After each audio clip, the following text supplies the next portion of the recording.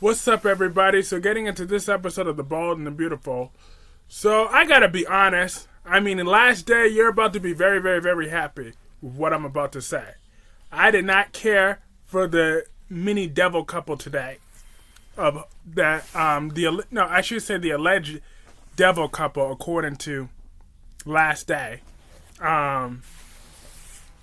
Hope and Thomas. Cause I didn't care for those scenes. I had to fast forward them. Cause first of all, that was very disrespectful and tacky for them to be having sex like that in Eric's office. Like, and they could have at the very least put some bleach down somewhere. You gotta be up in there, you smelling like sex. That's so unprofessional. You got his cum all over you. That's just nasty. All in the office. You got the bodily fluids. It's just absolutely nasty and tacky in the place of business, where everybody gotta work.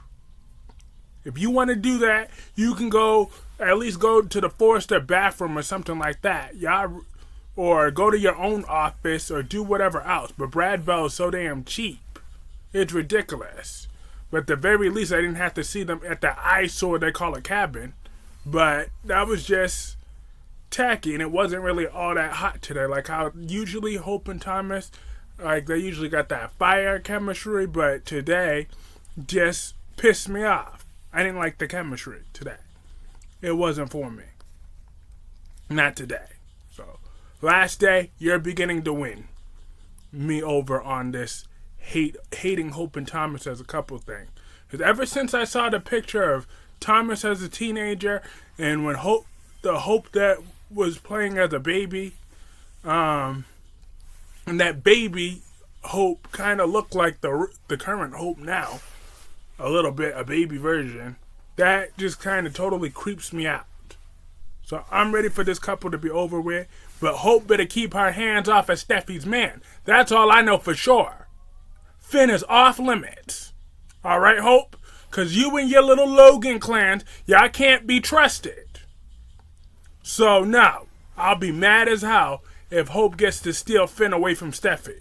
That is Steffi's man. Even though Steffi's pissing me off too. But that was the little writer's little weak excuse because the actress was on maternity leave. But why would she run away from Sheila now all of a sudden? That's ridiculous. After you done paid for that house, Finn's still living up in there while you keep running away. That was never Steffi's playground. That was never something Steffi would do. So they can miss me with that. I am not here for that. But regardless of my feelings towards that, I know for a fact that Steffi better get to keep Finn, and Hope better go keep her hands to herself. She could be with somebody else. They could easily cast somebody else to hook up with Hope, because I'm not feeling that at all. I'm really not. And then Brooke done pissed me off like she always do. After she was done with Sheila and Deacon, she couldn't get through to Deacon. Long story short, Ridge and Brooke had no success in getting into Deacon. He just stood his ground. He loved Sheila. That is what that is. That's the way how that went. But then, when she saw the afterglow of Hope and Thomas, she was disgusted. And then she dismissed Thomas out of the room so rudely. And that was just very, very, very rude. But that's that Karen Brooke. Anyways, you talk about, I'm concerned about you. And then Hope's like, I don't need the lecture. And she's like, because Thomas is dangerous. But we saw little glimpses that the old Thomas might be coming back. That old obsession might be coming back.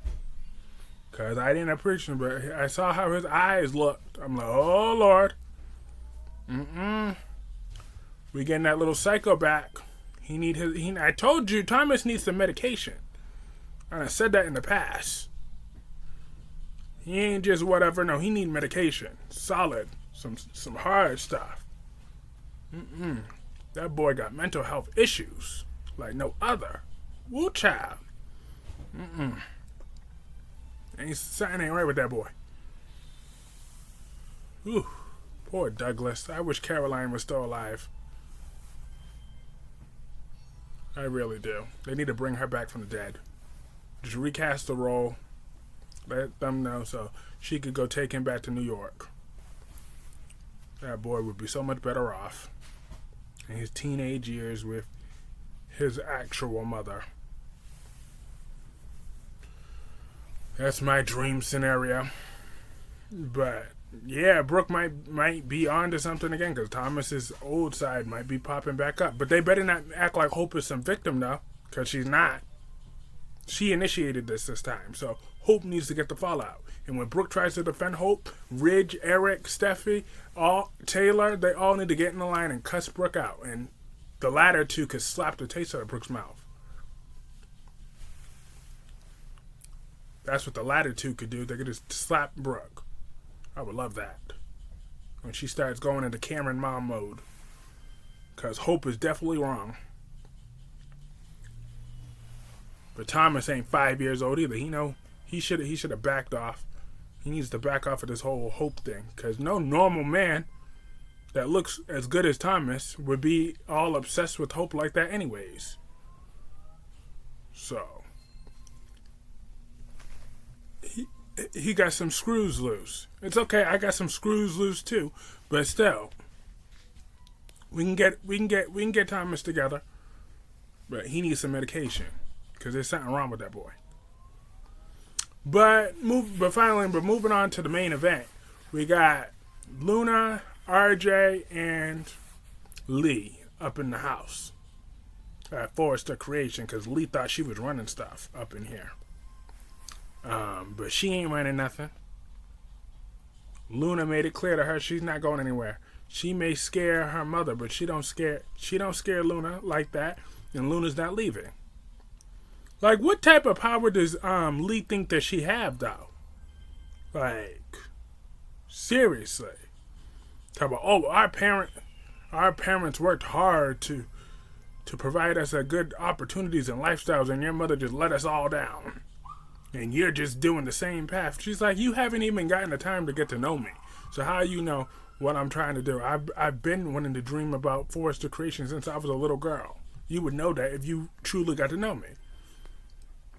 And she's like, I gave you a chance to make this easier for you and your mother, but you know what? You want war, you got one.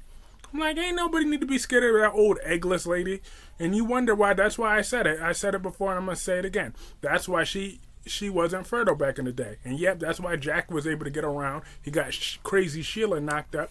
He got, and whoever else, because who could blame him? The old eggless heifer. That's why, thank God, they made her infertile. Because look at her attitude. We don't need another her in this world.